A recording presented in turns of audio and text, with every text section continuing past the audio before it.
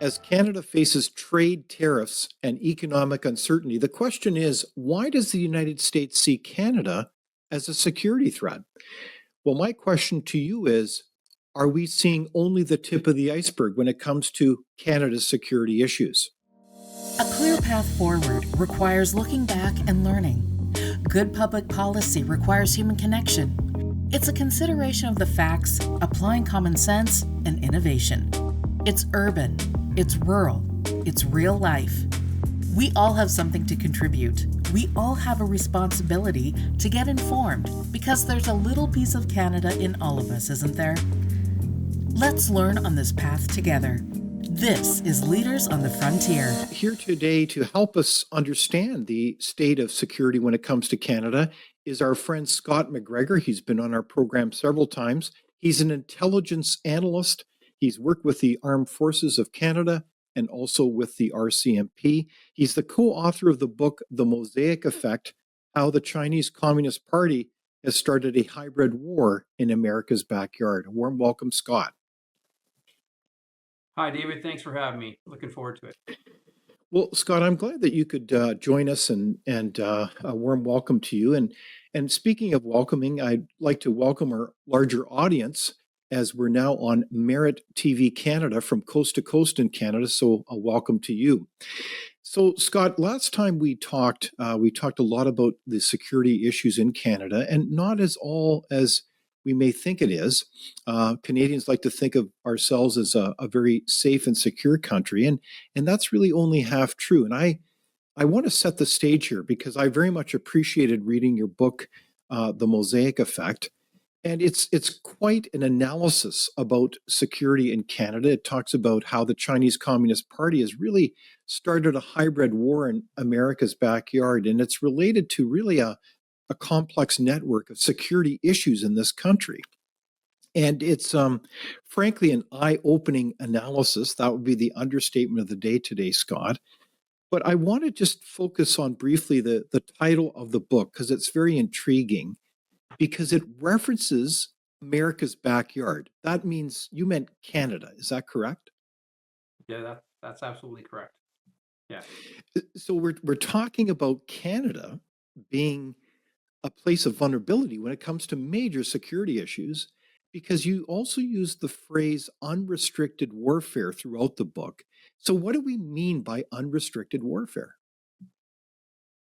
The term unrestricted warfare was actually kind of uncovered by two Chinese colonels in the People's Liberation Army Air Force when they wrote a document describing how the Chinese wanted to conduct short of hostility type of conflict. So waging war. The Chinese believe that the Cold War never ended, and as such have conducted different types of operations globally. Um, Canada is a focal point, mainly because of our access to the United States. Um, but in hybrid warfare, there's really, I'm going to say, three main things. So you have sharp power, which focuses on the political influence and Mhm. leveraging. Soft power, which is the economic subversion of a nation state, and then transnational organized crime. These things all work in concert with one another, and that's what we've been seeing in Canada for over 30 years, as the book documents and likes to explain exactly how they do it. Gets into quite some detail there, but that's the main focus. And so what's happening with the United States right now is of utmost importance, and it directly relates to the All right. So, the book is a fascinating one. I certainly recommend it to people to read because it does give us an eye opening analysis regarding really unrestricted warfare. You could refer to it as also full spectrum warfare, where it's not about a kinetic war, a hot war, but there's parties that are using really every part of the playbook to really look at undermining the West and certainly undermining the United States. And I know this sounds kind of almost frankly bizarre or out of a spy novel, but you go through the evidence very carefully from, well, the use of terrorism to economic warfare to network warfare, or even in the age of the internet, information warfare, lawfare, as well as even media warfare. So you summarize this quite convincingly, Scott.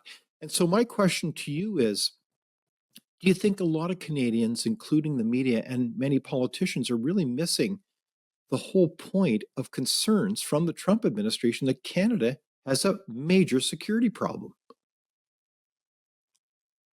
Right now, I think Canadians are more concerned about being offended than understanding what the tweet from Trump was regarding the tariffs.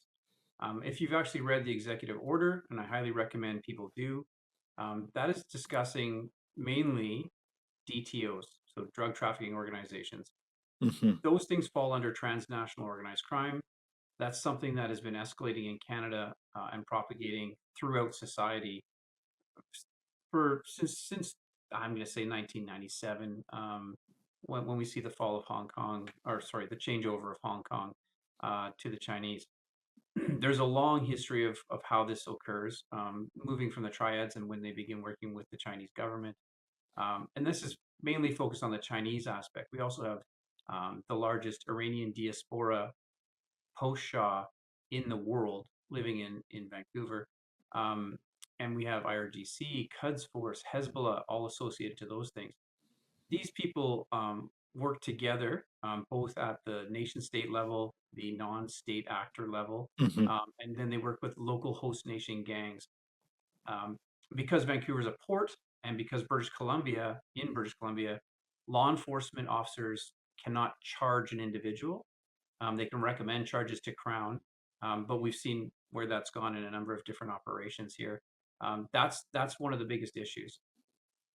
It's a soft landing point, and you're able to conduct these type of operations in Canada. The Trump administration has known about this. Information that I have shared, and when I was in government, has reached the Pentagon through different networks that I worked with. So they've been aware of what's going on in Canada. As a matter of fact, I would say they know more about what's going on in Canada than our own agency. Okay, just hold on for a sec. So you're saying that in many respects, the United States has been watching this security issue unfold for years now. And you, in your proposition, would be that in many respects they know more about these issues in our own backyard than well we do. Is that what you're saying? Yeah, that's exactly what I'm saying. There's a number of instances you can look at. I would even uh, look directly to the head of RCMP intelligence when he was charged and convicted, and who he was working with. So he was working with the cartels, the Iranians, and the Chinese. The Americans knew about this. It relates to a larger file, and that's how that information came out.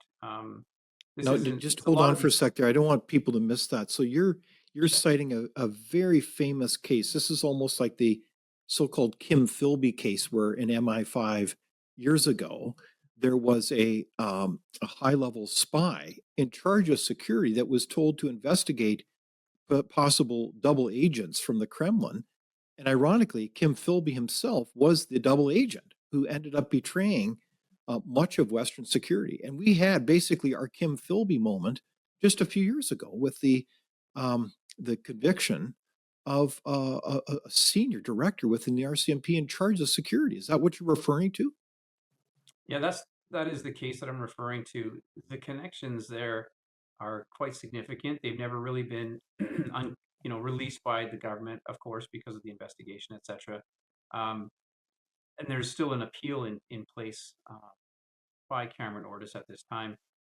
So it's still kind of before the courts, even Mhm. though some of this information has come out. Canada has a hard time accepting that this has been going on, and we haven't managed to do anything about it. We've had some major cases; all of them have failed. They've Mm. either had state proceedings, or um, a lot of the time people flee the country. So there's a lot been going on in Canada at the highest level of transnational organized crime in the world. Um, the cartels have had headquarters in Canada. Um, we see the work between nation states and transnational organized crime. So we have state-sponsored activity here. This is stuff that's been reported on in the media to a certain extent. Unfortunately, it took one tweet from a new president to suddenly get people to act. Our government knee-jerk reacted and heard borders and decided that that's what this was all about. Then they knee-jerk reacted about fentanyl. That is not the case. Those are symptoms of a larger problem. Mm. Problem Mhm. is transnational organized crime working with nation states that are undermining Canada, which is impacting American national security. Okay. So that's the punchline, is that fentanyl, all these other things, border crossings, are symptoms of a deeper issue where there's a lot of bad guys hanging out in Canada. It's a safe place that goes right into the underbelly of the United States. And the Americans see this as a massive security problem. That's what we're missing here. That's the headline, is it not, Scott?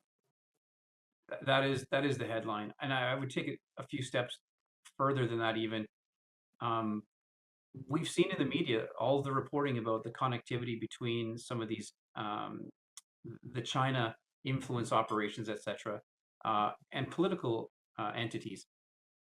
That is extremely concerning, especially to the United States, because now these people are able to influence and leverage um, economic subversion, which is looking at critical infrastructure. We know that Mhm. China has been attacking government agencies in Canada to the tune of more than 3,000 times per minute.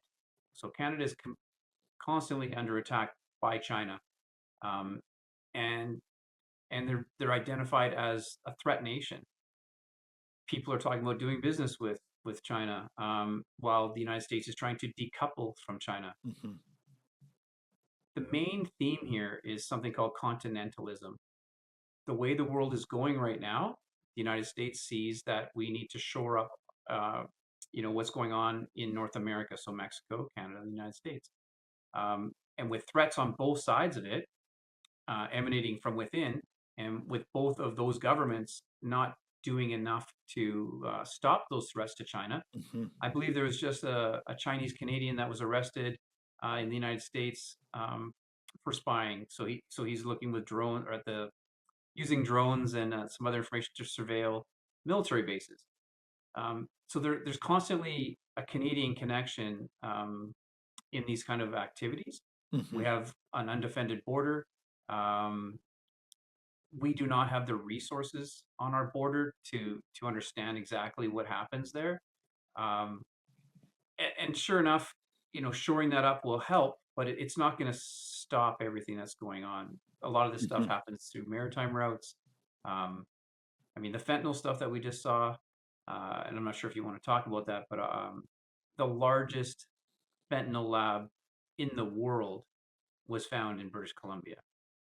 And if people Wow. think that that narcotic, which I think there was, I can't even remember, over 20 million, or Mhm. was it 80 million? Pardon me, 80 million doses of enough to kill a person. So it could kill 80 million people Mhm. um, in that one bust. Where do they think that's going? Mhm. Because Canadians, there's not that many of us. So consuming that much product, no, I'm sorry, that's not how this works. So, Exactly. and then if we want to look at intent, a lot of different analysts have identified the fact that fentanyl and synthetic narcotics is one of the means China's been utilizing to impact North America, to undermine the safeguards that we have in place.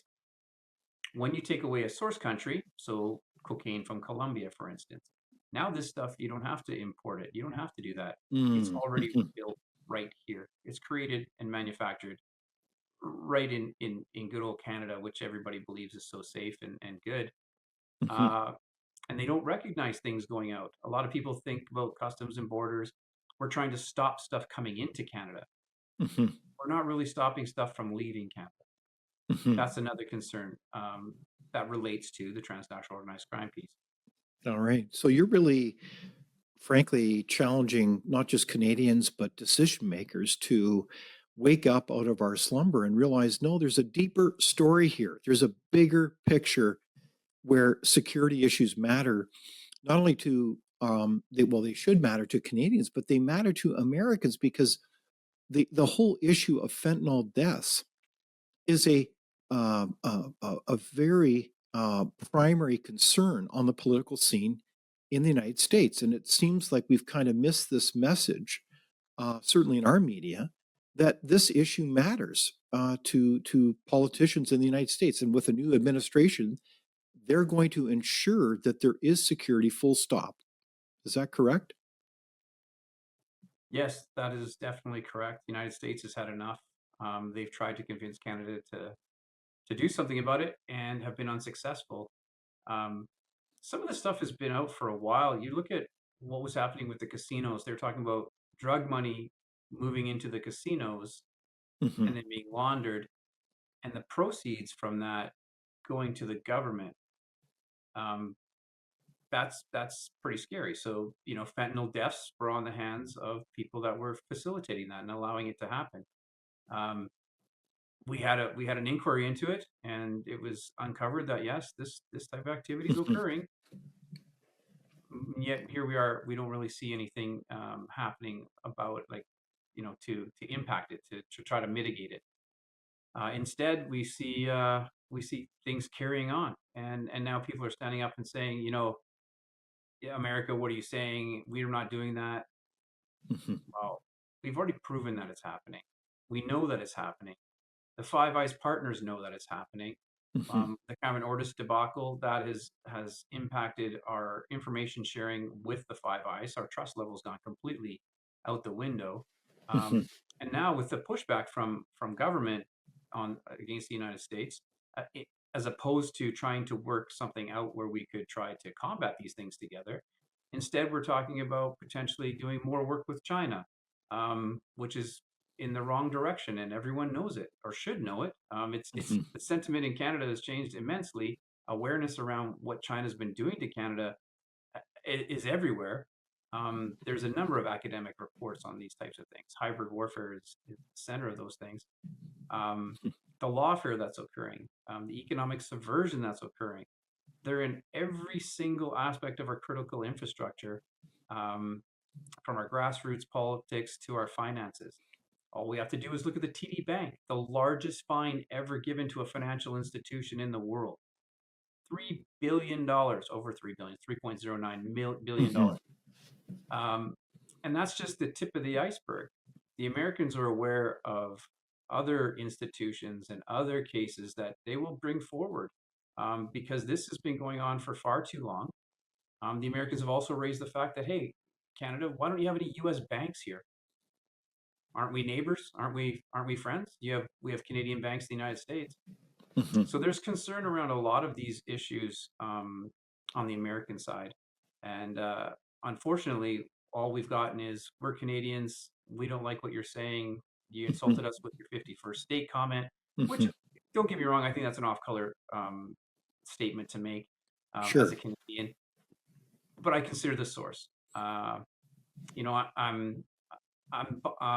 nonpartisan. I don't care which party's in power.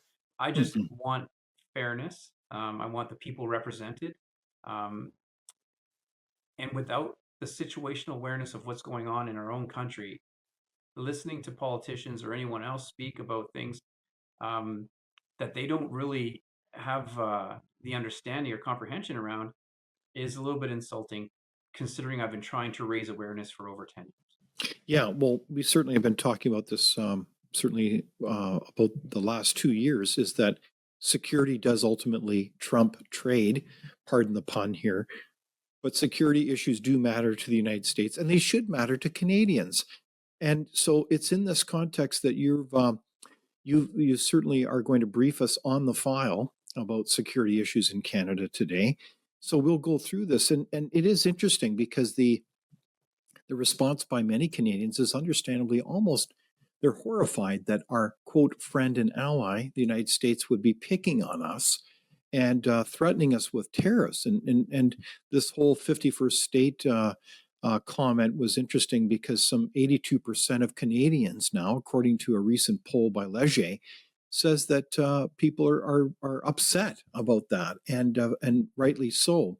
But within this context, though, it behooves us to understand what are the facts and the issues here if we care about this country. So let's dive into this. So we're not going to miss the story today. We have Scott McGregor, an intelligence analyst, talking to us about the real story about Canada. And I think the story goes back quite a long ways. In fact, 30 years ago, when you referenced before that this has been going on for some time, called Operation Dragon Lord. Can you tell us about that? Yeah, certainly. So Operation Dragonlord was a U.S. Department of Justice operation that involved multiple agencies, the NSA, FBI, etc., and it identified Canada as a national security threat to the United States because of what was happening with its relationship with China and the triads, etc. Um, that coincides within, I think, 6 months to a year with another report that was declassified called the Sidewinder Report. And that was written by a man named Michelle Juno Katsuya, Hmm. who has come out and explained that yes, Operation Dragon Lord was something that followed that document and that operation.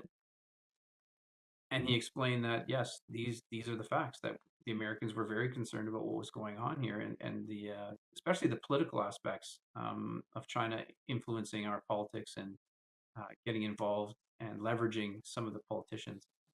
I believe Michelle Juno Katsuya has come out and said that every prime minister, uh, I can't remember exactly the quote, shoot, is has been corrupted, um, and that's a bold statement to make. Um, you know, I don't ever speak really to the specifics of those types of things because on the intelligence side, we look in probabilities and we say, it's highly likely that this is what's occurring. And I don't like to be extremely definitive uh, without having all of the evidence available.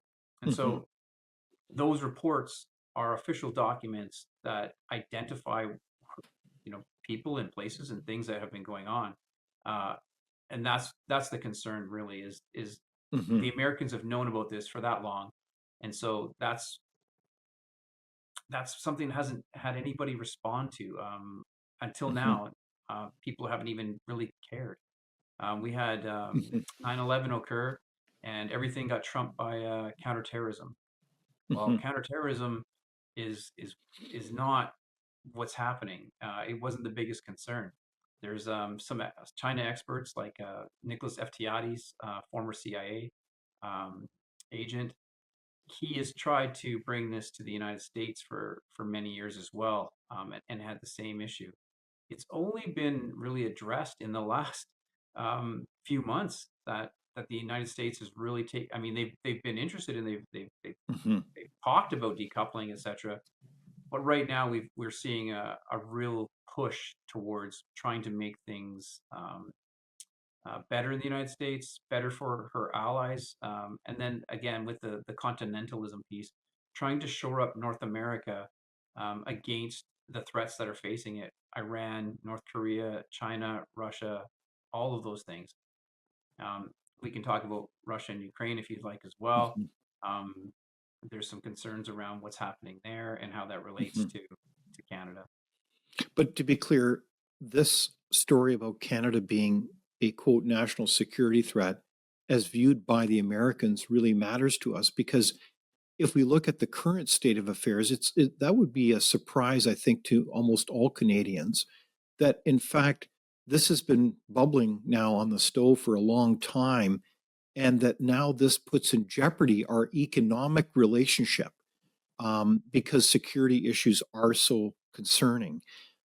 So, if we look at today's context, is there something in particular that um, precipitated the emergence of the security issue being named, or is it just simply a clever negotiation tactic by the new president? I think there's a combination of things. I think when we see 200 executive orders signed within a week or two, um, there's a lot going on and a lot that needs to be affected. It's difficult to get anything accomplished if every time you try to do something, it's met with resistance, both legal, social, etc.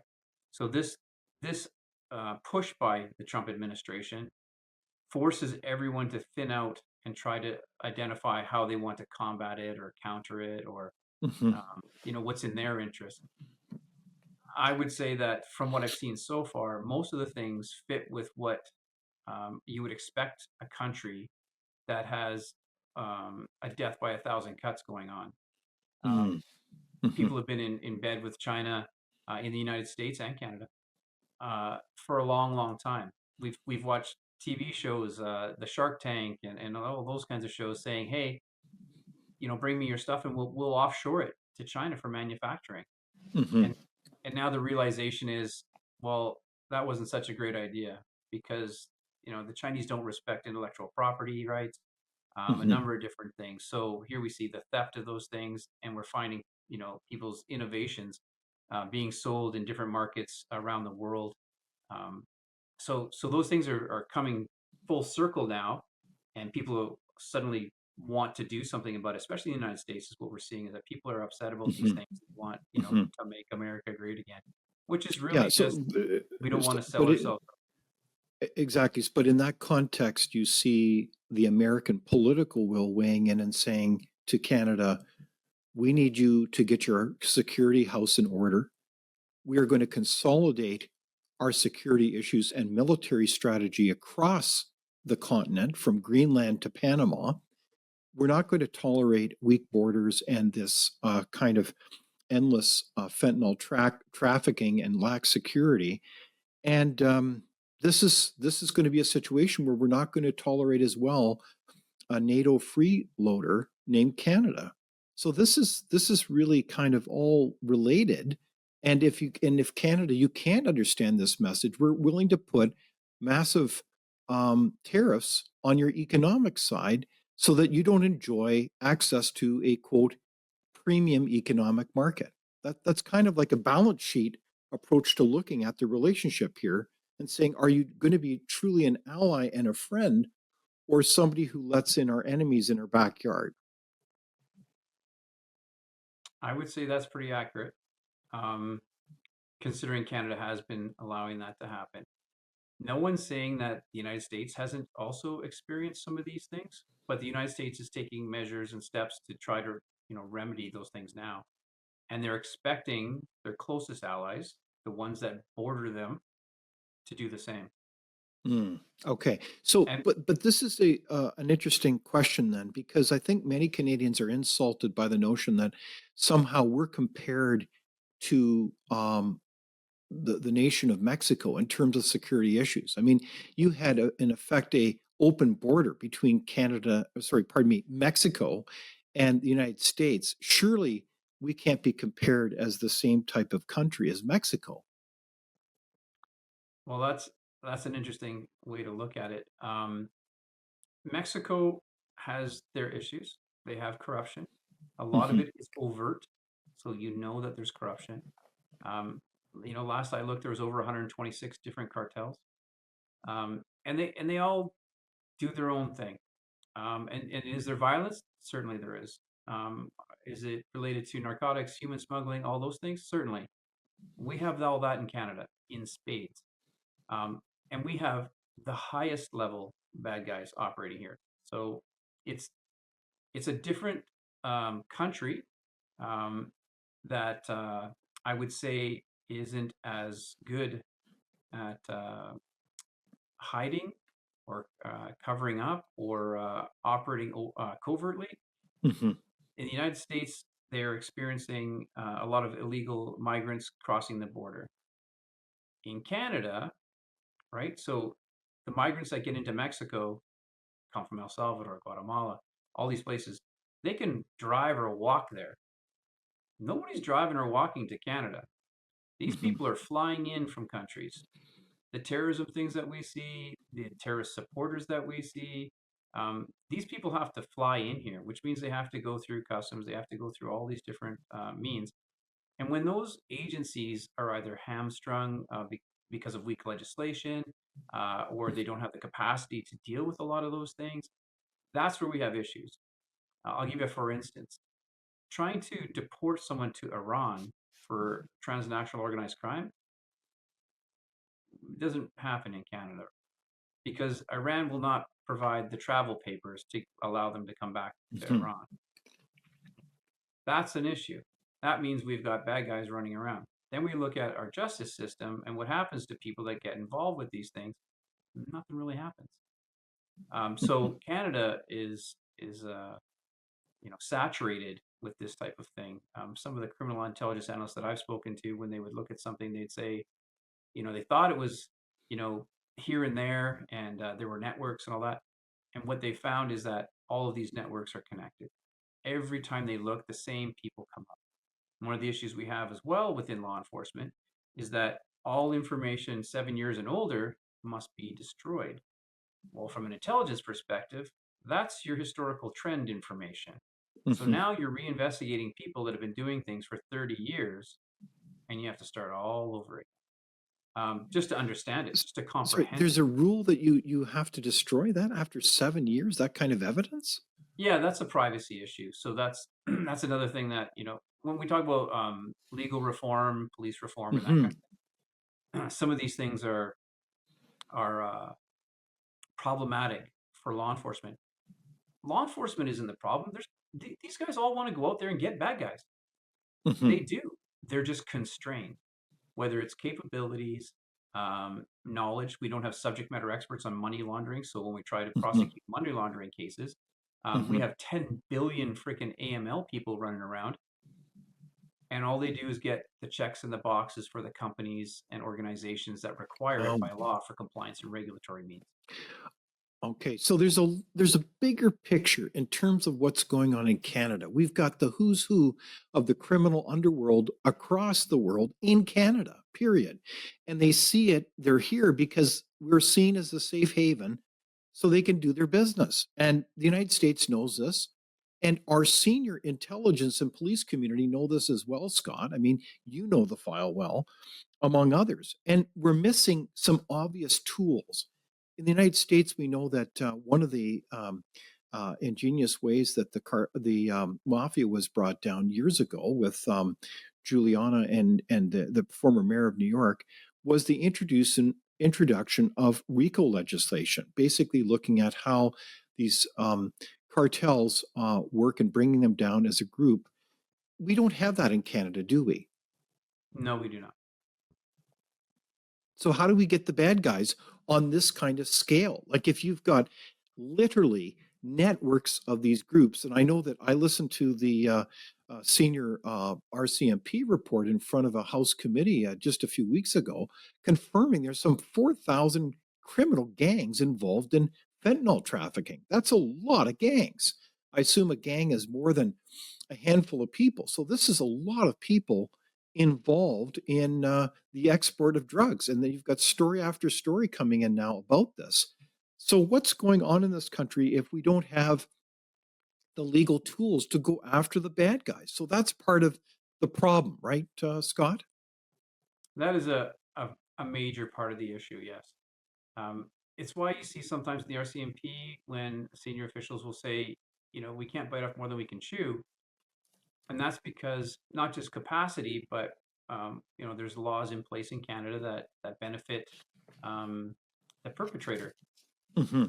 and that makes it very difficult to get past. There's a timeline that is established, and when we get into the forensics of all these things, digital forensics, etc., um, when things are handwritten in Chinese characters and there's 2 terabytes of it, who's going to decipher what that means and how long does that take? So the timeline starts. You've got 2 years to prosecute. So that stuff gets delayed. Lawfare is used by the higher level individuals that are conducting hybrid warfare. And the lawfare piece is they have the best lawyers in the country working for them because they have Mm, all the money in the world to do that. So it right. gets very difficult um, for the justice system and for law enforcement to achieve enforcement. And we look at it on a continuum of detect. So you've detected the crime. Mm-hmm. You want to deter the crime so that you can try to stop them. Well, we don't have the laws to do that. And disrupt it. Well, who's going to authorize disruption? Because police are supposed to enforce the law. And the last piece is interdiction or enforcement. A Hmm. lot of people go directly to the enforcement piece because, again, law enforcement also needs to maintain public confidence. The people need to believe that the police can protect them. And what we've seen is that people are losing that confidence, which is a shame because, we have some of the highest trained people, in the world doing the law enforcement piece for us. And they do a great job. They identify all these things. Either political will stops it and, you know, or the legislation. So we're constricted. We've had some changes recently, even in British Columbia, where we have reverse onus type law, which they have in Australia. I am not seeing that coming out in the media saying, look what we found. Here's somebody that is a student that owns a $15 million house. Where did you get the money from? Uh, So we're not can you we're not explain seeing that that yet. where there's a situation where there's an obvious question in front of us saying, how does a student, in quotes, afford a mansion in Vancouver as an example? Is that what you're getting at? That is an example, and I can tell you how it happens. Um, the way that our laws work is that when a foreign student comes over, they're entitled to have a guardian come with them. Okay, well, now that they're here, they need a place to live, so now they can bring money in. In China, it's illegal, or you need special permission to take more than 50,000 US dollars out of the country. So when someone buys a $15 million house in cash, that goes into Hmm. a lawyer's trust account, and the lawyer is not required to report it to FinTrack, that's a problem. Now those people have to drive around and get to school or whatever. Well, let's buy a Lamborghini. So that's why you see Hmm. someone with a new driver symbol on their vehicle, and it's $1 million car. Hmm. It the money comes legally in a lot of ways because we allow it. Hmm. Now we're starting to see educational institutions being scrutinized. We've seen a lot of things where an awareness and the sentiment changes, where Hmm. Canadians are like, "Hey, this isn't right." Like how is this possible? Oh, Hmm. we're struggling. We can't afford this stuff. We work hard every day. We make good money, and Hmm. none of us can do these things. How is Hmm. it possible? Exactly. So asking the basic commonsensical question, what is really going on here in front of our eyes? Because there's, as you said, so many symptoms of this criminal activity. Now it is interesting. I have certainly seen a lot of scurrying about, as you have, Scott, in terms of elected officials trying to send a signal to the United States now that we're on the road to Damascus and we've seen the light and we're going to wake up and take these security questions seriously. You even had the appointment of a quote fentanyl czar. Recently, that was announced, and a number of people, including the Premier of Alberta, Daniel Smith, has said, I am greatly heartened to see that the U.S. President Trump and the Canadian government have agreed to crack down on fentanyl trafficking and other illegal activities. And of course, there's some positive hope there in terms of diplomacy at work and the ability to work together as a team.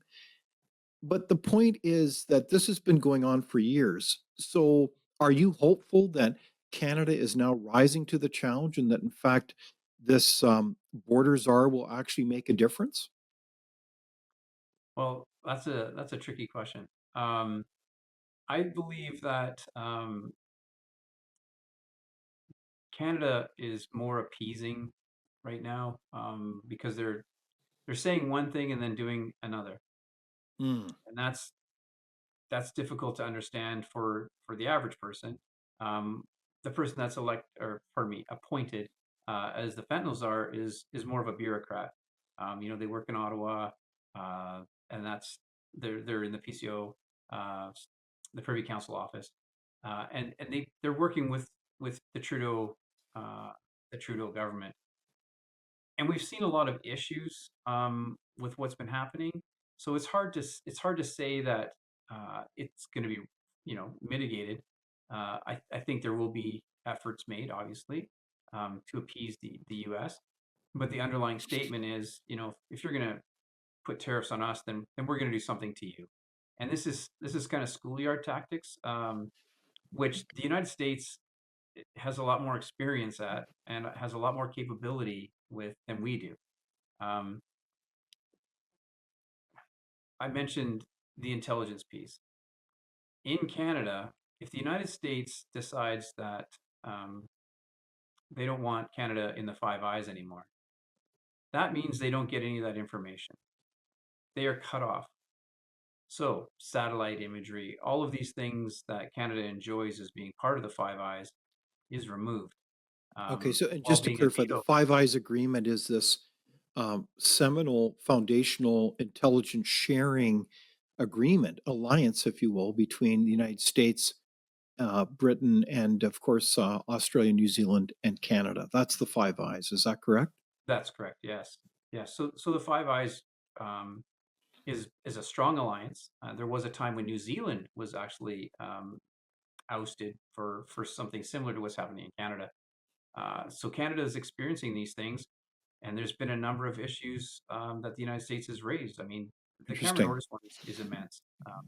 The, the information that was being handled at that level, um, we can't underestimate exactly what the impacts were to the United States from that.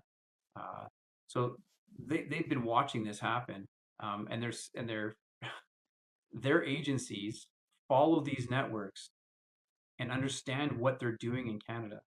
They Hmm. understand the financial institutions that they're running their money through. They understand how they're moving narcotics. They understand all of these things.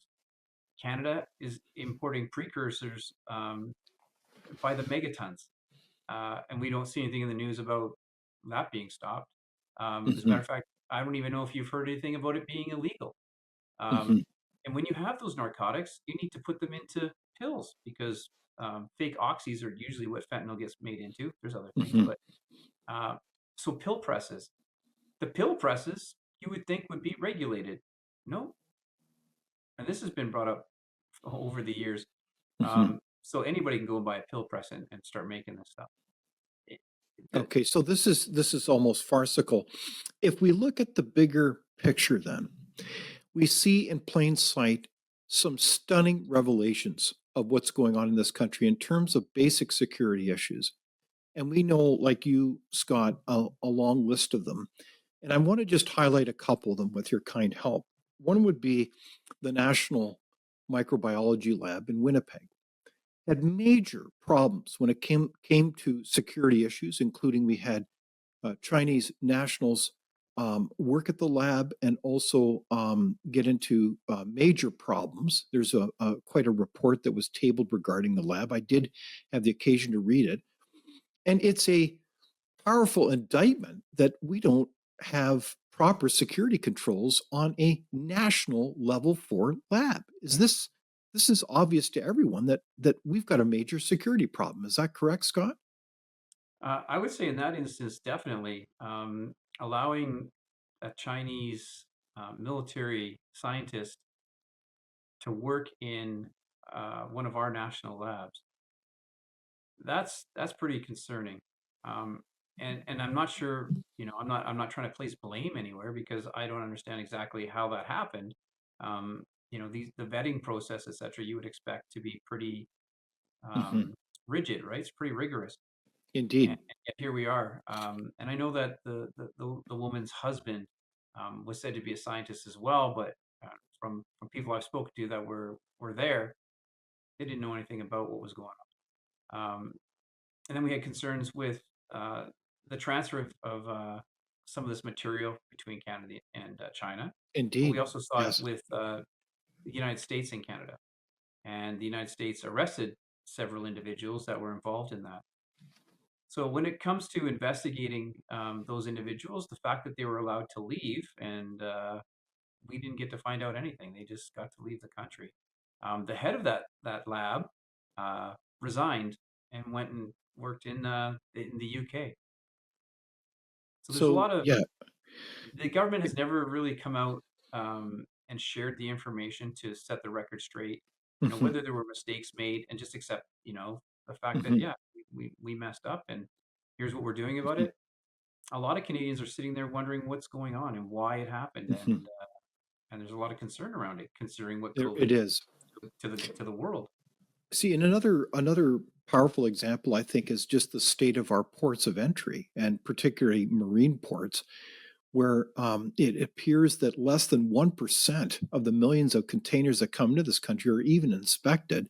And we know that the performance of our ports, including the Port of Vancouver, is at the bottom of ports in terms of their performance internationally. But again, that's all related to common knowledge that many of again, the usual criminal suspects really play a major role in the operation of those ports. So those ports are really seen or appear to be compromised in many levels. So am I being too cynical about that? I mean, clearly there's a lot of work to do to clean up our ports. Yeah, the ports are definitely a concern.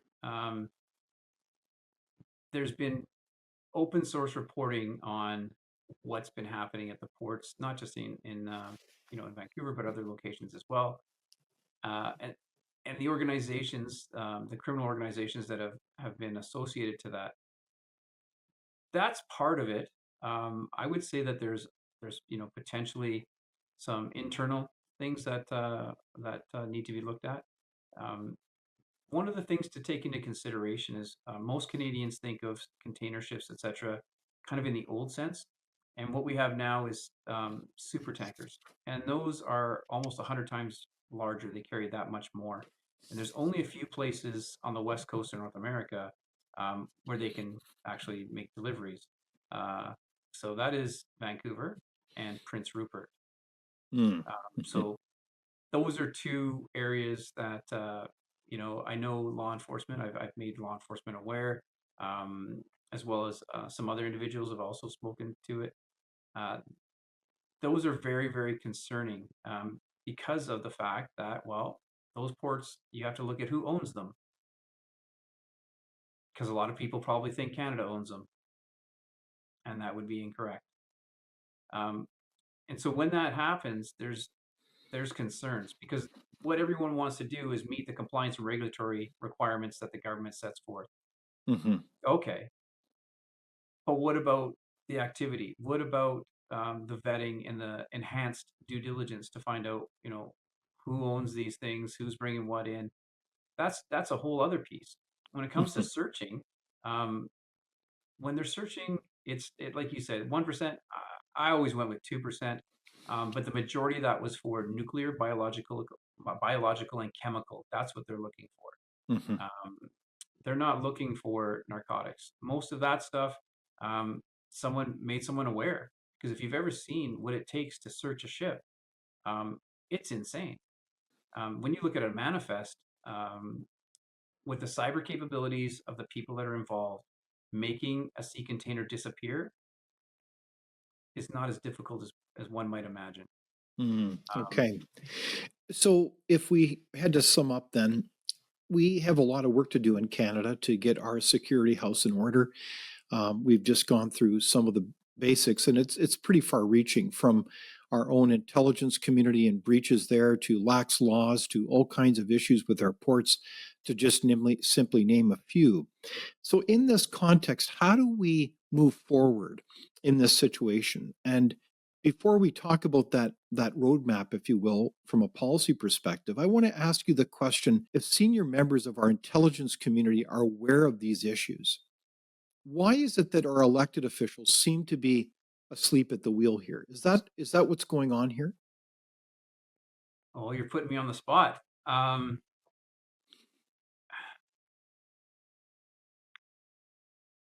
The Prime Minister stated that you had to take intelligence reports with a grain of salt, and that there may be concerns around whether the information that's provided is completely factual. Uh, that is very telling. When the people that are trying to protect the country by identifying threats to it using all of the techniques and practices that are accepted by all of the Five Eyes NATO partners, um, and we don't see other countries questioning that. Um, it makes you wonder why. Mm. why would you question the people that are trying to protect Canada as best they can? Um, they don't have a mandate to for self-preservation or anything like that. They're trying to do what's best for the country. That's what happens when you sign on the dotted line. You're here to protect Mhm. Canadians and provide advice to the government so they can make decisions. If they choose to make decisions, then they have to accept responsibility that either the information that was provided they ignored and they thought that that wasn't helpful and they had a better solution, because they're the ones that are going to choose how they deal with it. Decision makers get to make those choices. Intelligence people just provide the information and say, I hope you take this and do what you should with it so you can mitigate the threats that are occurring in the country. I wouldn't say that um, everyone in the intelligence world understands the complexities of hybrid war. A lot of people operate on the basis of what the mandate is at the time. So, conventional warfare, the military focuses mainly on conventional warfare. Law enforcement mainly focuses on the criminal activity. Um, when we look at someone like CSIS was focused on counterterrorism, domestic counterterrorism, because they're not an international intelligence agency, they're a domestic intelligence agency. So that's where their focuses are. When Mhm. you get stovepipe like that and you don't have dialogue at a level where you can get all of that information and work with your partners on it, um, it's difficult to move the dial. I would Mhm. say in the last, however, 5 years, that dial has been moved, and there is awareness around it, but not significant enough to understand what's happening on the private sector side and how it impacts the public sector side. Mhm. I'll give you, for Mhm. instance, in the RCMP, you have two different types of information. You have law enforcement sensitive information, which is protected, and then kind of have access to classified information. Those two worlds don't really cross over. So when you're in a file, you want to protect the integrity of the file. They're doing what they need to do to prosecute and not have any hiccups, not have any contamination. Make sure that it goes to trial so that the defendant can't just get away with it. That is difficult when your intelligence people are embedded in the investigation. They're no longer doing intelligence. They're collecting evidence. That's an investigative function. Mhm. And it's difficult to understand the difference. And I'm trying to explain it pretty simply, but you can't look at everything that's going on and then apply it to the case that you're in. And that's why they have difficulty. Now, we see that in all of these agencies that are working in Canada. In the United States, in 2011, President Barack Obama created an executive order that identified transnational organized crime as a national security threat.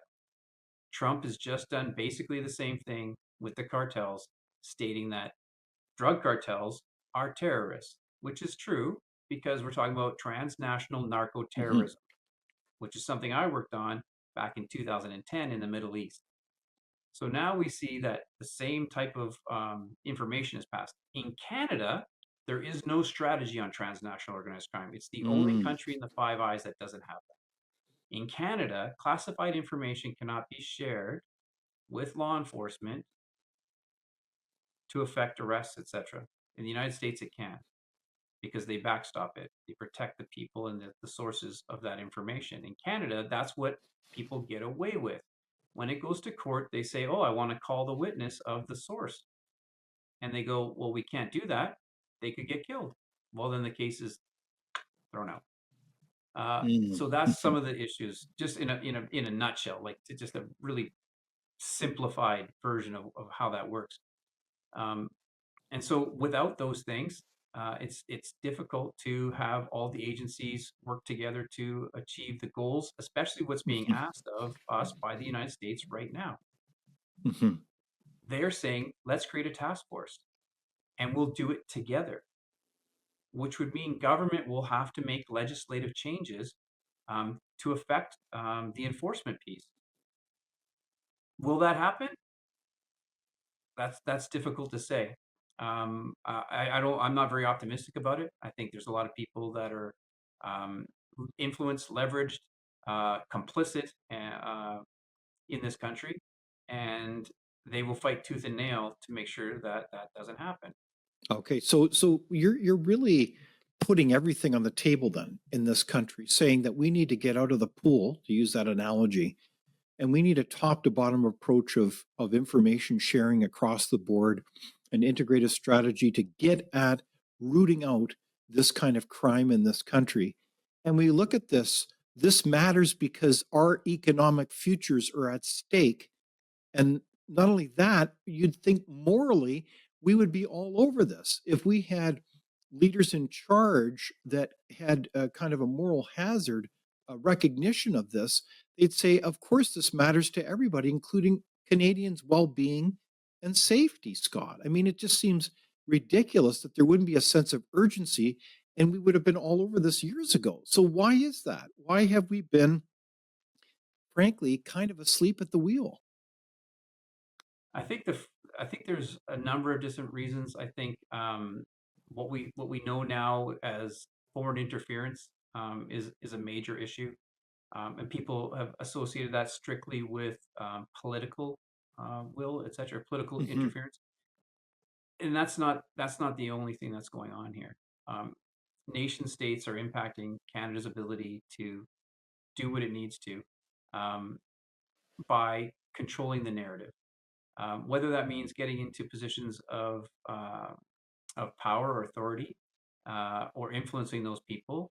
Um, and then there's also the fact that our legislation trying to change that is a really big deal. Hmm. Hmm. And when you're trying to stay in power, um, you want to appease the people that are going to vote for you. And so those things are what do you want to call them? Constraints, I guess, to making those changes. Right now, we're seeing, well, we have been seeing the largest anti-government sentiment that I can remember. Uh, so that is something that is starting to sway the way people want to vote right now. But at the same time, it's also looking at what's going on in their communities, and they're seeing, these violent acts. People are afraid, like they're afraid to get on the train or the bus. They're having their homes broken into, and the law states they can't do anything about it. And that is very frustrating for Canadians Hmm. um, who don't believe that the crime level is that bad. We go, oh, it's not that bad. I don't want to live in the United States. Look what goes on there. They got guns and everything else. Well, the reason those people have guns, everyone, is because of what's happening in Canada. Because eventually you're going to get angry enough that they're going to have to do something about it. And that's what's starting to happen now. People are starting to get upset about, Hmm. their own safety, their own well-being. People only started paying attention when it started to hit them in the pocketbook. That is, our food costs too much. I can't find a place to live. My kids will never own a house. How is this possible? There's only 45 million people in Canada. We have Hmm. the third largest reserve of oil in the world. We have hydroelectric. We have lumber. We have wheat. We have everything in this country to make it wealthy. Hmm. And this is what we're complaining about. We have all the land. Why aren't we why aren't we able to build enough houses for our people to live in? Hmm. It's Hmm. ridiculous. If you've ever been to the Middle East, there's some pretty small countries that don't have trees, that don't have half of the things that they don't have any water. Hmm. And yet all of their citizens are quite well off. Now, Okay. how is that possible? Well, we have to start to look inside and start asking these questions. Hmm. And I think people are starting to do that. There's people out there that are listening to this Hmm. podcast that already know what I'm telling you. They Hmm. understand this. This is just common sense logic. I'm not saying But I, anything that people don't already know. but what you're saying, Scott, though, is you're certainly challenging us to look deeper and more critically at the common narrative that there's nothing to see here when it comes to Canadian concerns about security, because they're just simply coming from, the concerns are coming from the United States. So clearly, Canada has a lot of work to do on the security file. And our hope is that obviously the questions coming from our ally and friend, the United States, should be seen as an opportunity to maybe do better, not only when it comes to economic issues like taking down interprovincial barriers among provinces, but also looking at the security of our own country. So, is that where you see hope then, Scott, in terms of these kinds of challenges as an opportunity? I think that the challenges are definitely an opportunity. I think what has been presented to us is a, a helping hand, um, to Mm, force us to do what we need to do to clean up the country. Unfortunately, right now, what we're seeing is kind of this pushback. And I don't think the pushback is going to work the way that most people think it could, um, because the United States, if they were just trying to be negotiating, and maybe that is part of it, they want to negotiate some better deals. But the fact of the matter is, they are concerned. Um, this is a dog that's cornered, that's barking, and they're saying, "Listen, I'm scared right now," and they are, because the threat of China is impacting the entire world, mm, mhm, the entire world, and the United States is the target. So they're saying, we need you guys on board. We need you to step up. We need you to do the things that we've been talking about all this time. And if you're not going to do it, we're going to have to do something about it. We don't have a choice. It's not that we don't like Canadians. They love us. They love us. They love Mexico. They love Canada. They love everything that North America offers. They mhm. want to make it stronger. They want to make it better. They want to clean it up. And Canada is saying, well, we want to do it on our own terms. And from what we've seen in the past, those terms are not good enough, All to right. say the least.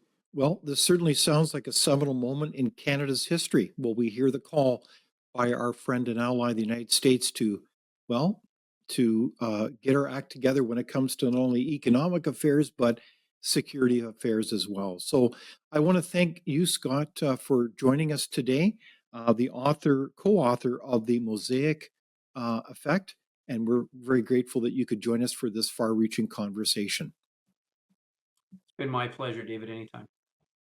Thank you for watching Leaders on the Frontier. We're a nonpartisan think tank. We explore ideas, policy, and practical solutions that can make a difference in the lives of Canadians. We do not accept any government funding. We work for you. Thank you for supporting Frontier. Visit fcpp.org to give. While you're there, be sure to check out our latest articles and research. Without open discussion and debate, you're not thinking, nor are you free. Comment below. We'd love for you to join the conversation.